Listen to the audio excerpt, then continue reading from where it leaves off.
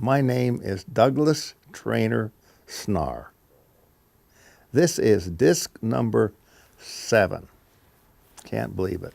And the date is July 7th, 2015. Now, the last time we were talking, and you were listening, hopefully,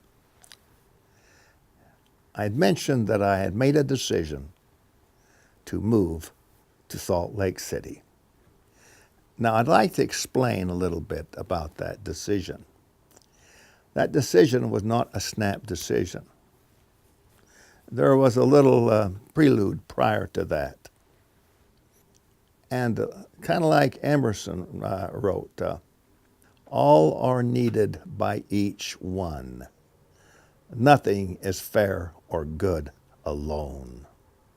I yielded myself to the perfect whole. Well, all are needed by each one. Now that all, in this case, he's talking about people, obviously.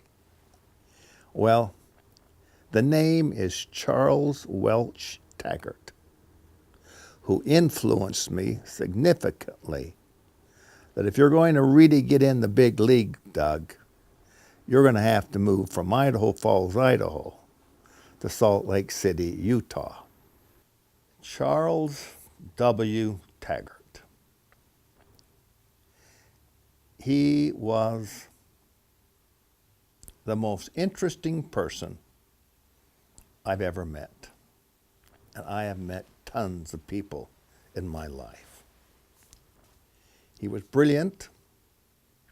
He was engaging, most dynamic. If you got 25 people in a room and he walks in, everything centers around Charlie. And where I first met him was in Alpine, Wyoming. I was trying to sell a sign to a man named Klinger. He wanted to be called Mr. Klinger, not called by his first name, particularly someone like me that's trying to sell him. So he puts himself in the superior position at all times. Now, he had a big lodge up in Alpine called the Flying A or Flying Lodge or whatever, something like that. I can't remember precisely. But it stood by itself and it was a beautiful building. He was famous because he flew P-40s in the Second World War against the Japanese in Burma. He was in the Flying Tigers. And that was so famous, the Flying Tigers. And he distinguished himself and just became famous. So here this guy comes along, settles in Alpine, Wyoming, gets a little spot, builds this lodge where they all just adore him, look up to him. So he has something wondrous and mystical about him. You never can get down to the real bottom of him, but he has a tremendous image. So I'm trying to sell him some signs. He ended up buying one sign to test and try me out. But as I was walking out of the Flying Lodge, there was a ruckus going on, and a whole bunch of people gathered around. And the center of that was Charles Welch Taggert. I didn't know his name. I didn't know who it was. But all I know is that he had them listening to every word he was saying.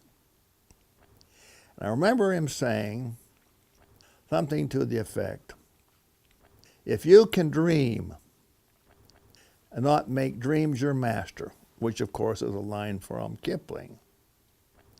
But he also said, make ye no little dreams, for they stir no magic in the minds of men. Now that actual quote is this, make ye no little plans, for they stir no magic in the minds of men. but he substituted the word dreams instead of plans. Now, the man that said that was the architect that the city of Chicago hired to reconfigure Chicago after the Great Fire. And he has been quoted by President Kimball, many in the church, many all over. It's a relatively long quote. So he took that top line, "Make ye no little dreams, for they stir no magic in the minds of men." And I was walking out, and he was elevated above the others because he was standing on a chair. And everybody else was looking up to him. Well, I stopped. And he says, "What's your name?" to me. And I said, "My name is Doug Snarr." Well, he had a photographic memory. He remembered that. And then I left. Well, when I got into the mission field, which was some time later, but not too much longer, in less than a year, Welch Taggert went in the mission field just before me. And he's the kind of a guy that you couldn't control. He brought a Time magazine with him and lots of other things that weren't really recommended for missionaries. Don't have the time to read them anyway if you're doing the job. But everything evolved around what he wanted to do. So finally, after a while, the mission president wanted to have a talk with him. Invited him to come to the mission office and talk to him. And Charlie kind of just unloaded. He said, "You know, I'm a terrible missionary. I don't like the rules. I don't like anything. I'm a terrible missionary." And the mission president, A. Hamer Reiser, smart enough just to listen to him. When he got all through, A. Hamer Reiser said, "Well, Elder Taggert, what are you going to do about it?" Bang. Now, the mission president was smart. What he did was, he went and changed his venue from being up in the Midlands in England, Sheffield, and moved him to London. He says, "I'm going to make you a district president." So here's a missionary that's been a failure, is given a very high position of being a district president. This is a missionary over other missionaries, responsible for them. Meetings regularly and have to report on how they're doing and so on and on we went. What happened was that Charlie decided he was going to live up to the image of being a mission president. He was smart, very smart, both of them. But the smartest was that mission president. Now, I could go on and on, all kinds of stories about Charlie in that relationship. But where we met again was that the very first Christmas in the British mission where I was serving, the mission president had a big get-together in Liverpool, England. And all the missionaries were invited. A huge facility. We had just about, around 75 missionaries, something like that.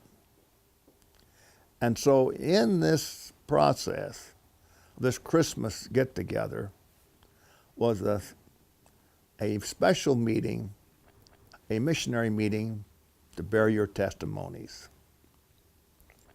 And Charlie was there, and I was there. He gets up first. And he turns to me and he says, Snarr, it's sure good to see you in this meeting. He was mocking me.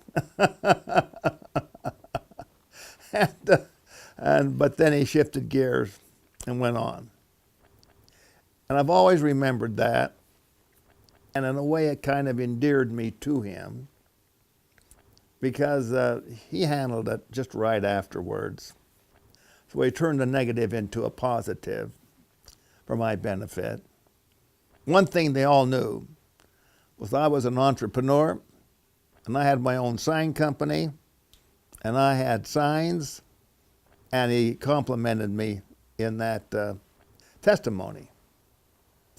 Well, now, here I am in Idaho Falls, just completed building the signs for Harris Club,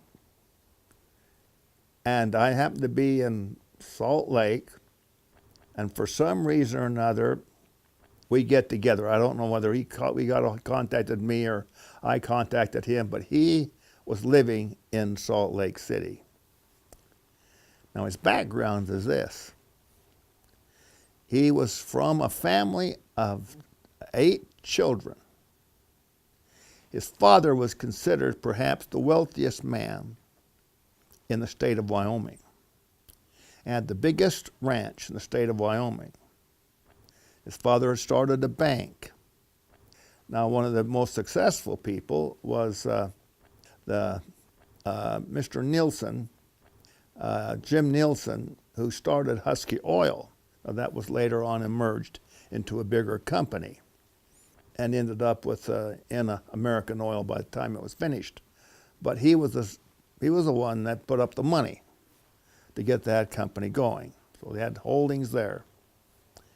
And the father had been a bishop for 27 years in Cody, Wyoming.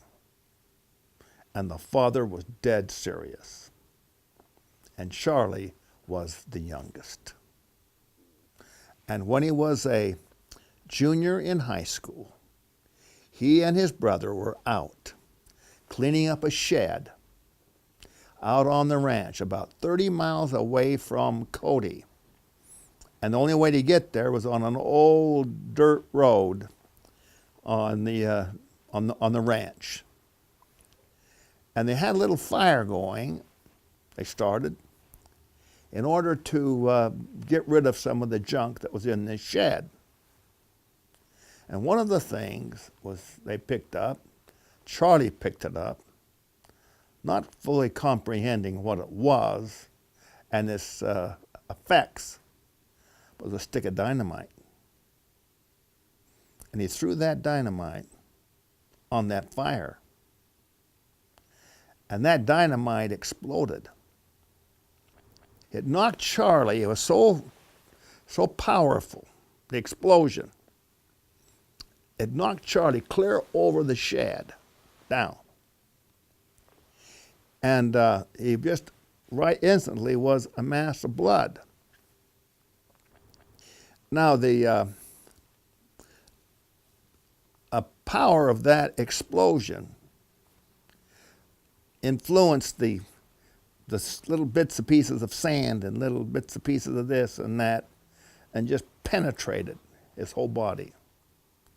And so he carried these scars the rest of his life. Now, his brother took him on in as fast as they could get him. He was unconscious, by the way, and drove on into the hospital, a small hospital in Cody, Wyoming. Now, he was blinded, and his eardrums were knocked out. He was unconscious. Now, his uncle Golden Welch happened to be in the hospital at the time on a priesthood assignment, going around wanting to know if anyone needed a blessing. So here Charlie, his nephew, is in the hospital. This huge emergency.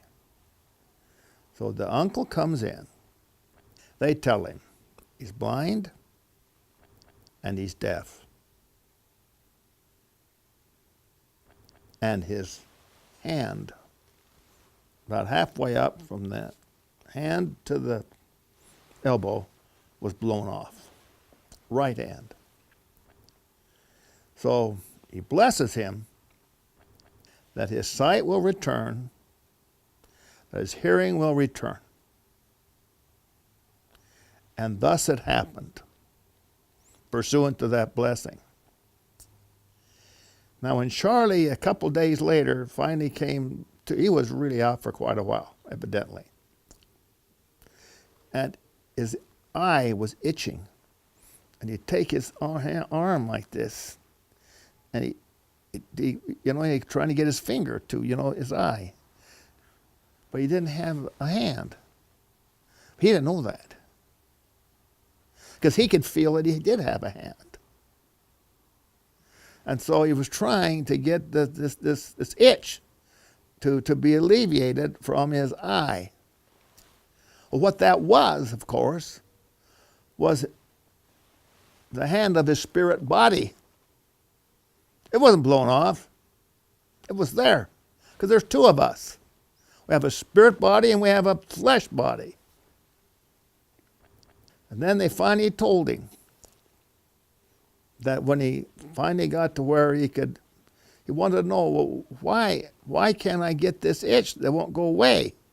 And I can't feel my hand. I can't feel my hand on my eye right here.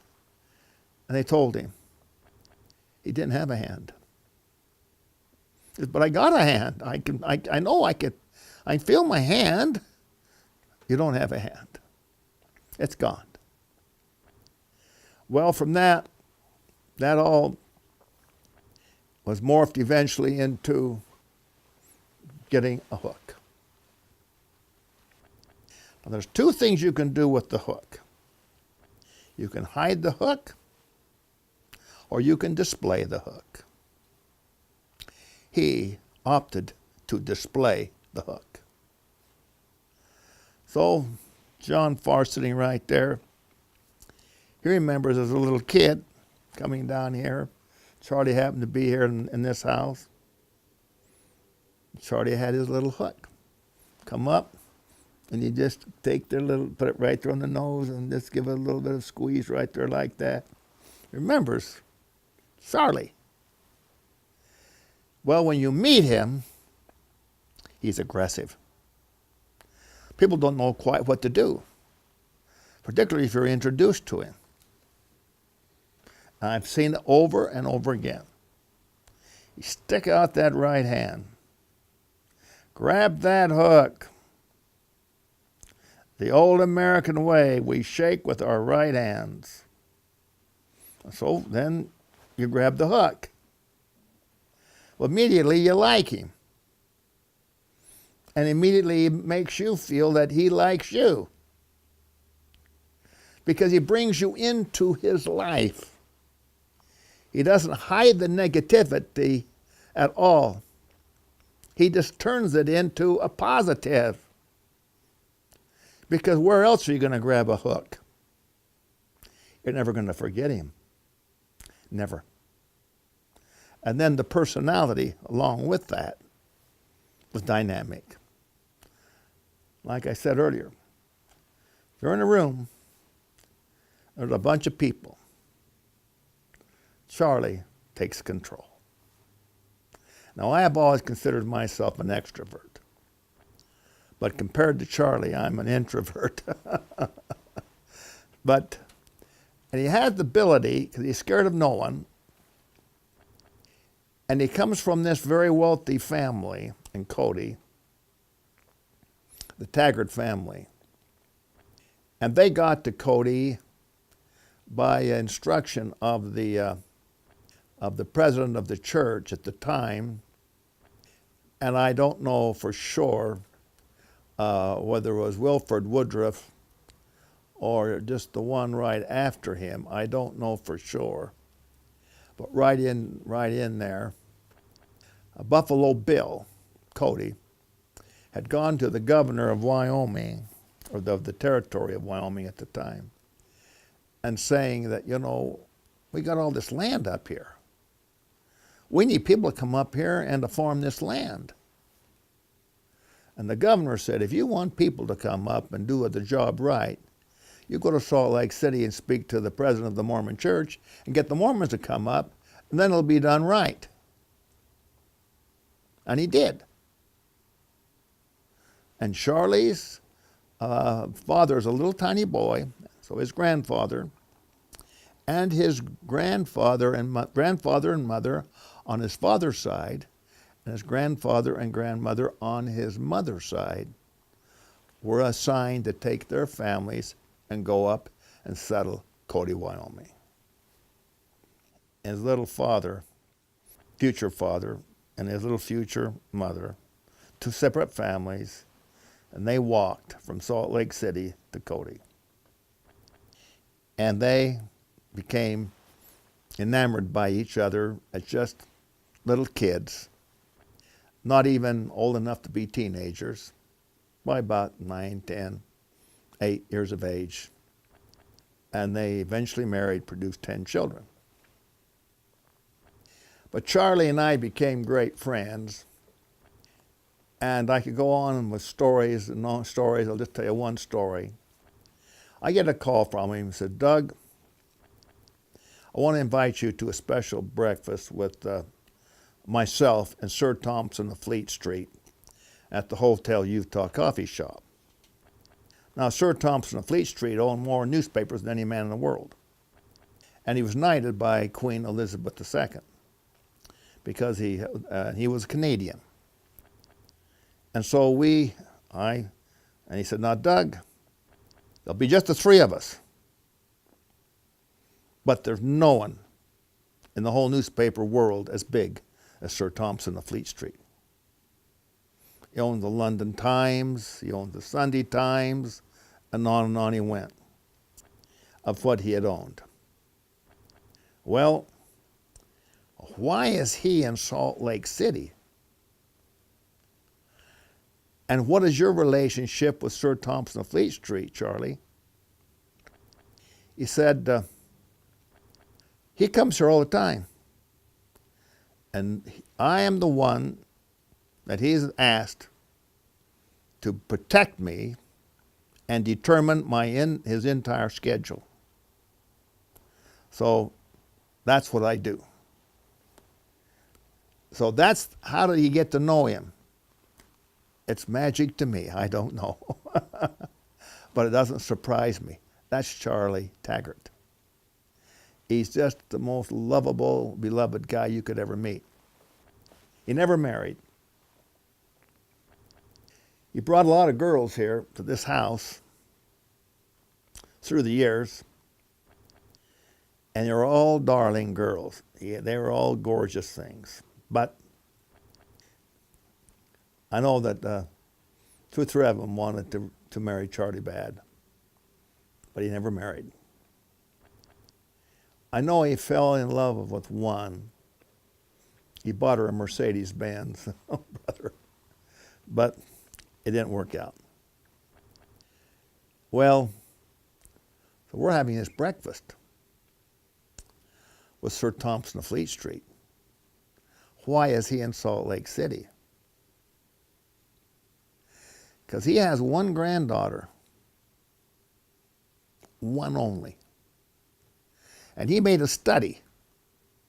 Where's the safest school I could send my granddaughter to where she'll be less chance of getting pregnant in the world? And his study was BYU in Provo, Utah. Brigham Young University. So now she's down there. So Sir Thompson Fleet Street would come in periodically, and that's Charlie. And he would organize it. So now I'm sitting at this table. And I knew this. The only thing I could do was ask questions. And I can remember one question I asked him. Sir Thompson, what do you read? You own all these newspapers. What do you read for current events to know what's going on in the world? He says, that's a very, very pregnant question. It's a sad question, in fact, because I do not read any of the newspapers I own because I don't trust them. There's only one thing I read, and I carry it in my pocket, and that is The Economist magazine, published in London. That's what I read. And it's a weekly magazine. Now, they call themselves a paper. It's owned by a competing group called the Pearson Group. I've been trying to buy it for years. They won't sell. But that's what I read. Well, I never heard of The Economist magazine, so I write that down in my little diary. And I've been reading The Economist magazine ever since. It's given me an edge nearly over everybody I meet or talk to. It gives me an edge because it is the most well thought out, most complete magazine in the world, is The Economist. And I said to myself, if it's good enough for Sir Thompson of Fleet Street, who travels the world with assets in the world. He did go so far as to say, I'd like to buy the Salt Lake Tribune. I think it's a very poor newspaper, but I think I can make it a good newspaper. But they have turned me down. He did also say that. Well, Charlie died, and he called me just before he passed away. He said, Doug, I've been to the doctor. He'd been in the hospital a few times. They couldn't find out what was wrong. And he went to a doctor in his ward, a cancer specialist. He said, Doug, told me I got cancer of the liver. I got 60 days to live. It's toes up for me, kid. It's toes up for me, kid. Doug, I want you to speak at my funeral. 20 minutes, Doug. If you go over 1 second, I'll come down and I'll hit you over the head with my hook. I said, Charlie, this is serious. Quit your joking. Don't tease me, Charlie. This is serious stuff. Now, he had been teasing me for years. He said, my sister's here. And he handed the phone to his sister. He said, Doug, I was with him when the doctor told him he's got 60 days. Well, he died on the 59th day. That funeral was so packed. President Gordon B. Hinckley was at his viewing. President Faust was at his viewing. And it goes on and on. Coach Lavelle Edwards was at the funeral. You can't imagine the people, and it was standing room only, was at that funeral of Charles Welch Taggert, including some of his brothers and so on. I spoke 19 and a half minutes. It was an honor. An honor I'll never forget. And respect. Well, Charlie says, Doug, if you're going to build this company, you got to move out of Idaho Falls, Idaho. You got to come down here to Salt Lake City. And so this went back and forth. He said, no, And every time I go down, you got to stay with me. I got room in my apartment. You stay with me. So I was mapping this thing out. And I see it, and I decided to try a dry run.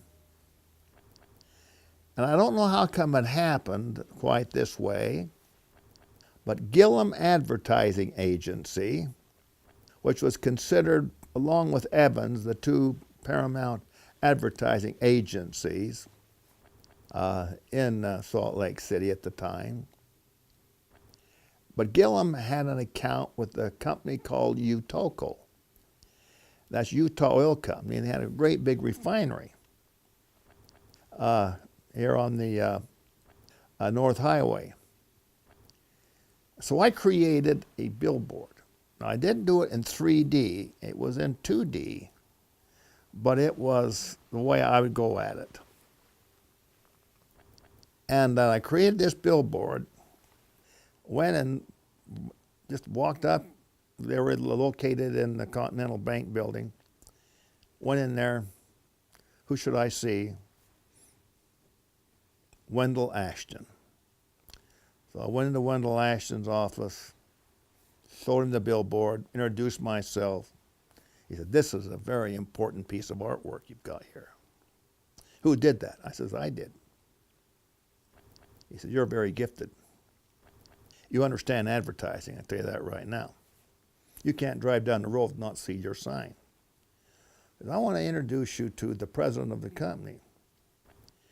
Now, I can't remember his first name, but his last name was Nelson. So I go in and show him the sign. Liked him immediately. He says, "Well, I'd like to buy a bunch of these, but we can't do that right now, but I'm going to get one. I'd like you to build it on the road, Parties Canyon Highway, coming down into Salt Lake City." And he said, because right now they're talking about changing the name from UTOCO to American. UTOCO is a subsidiary of American Oil.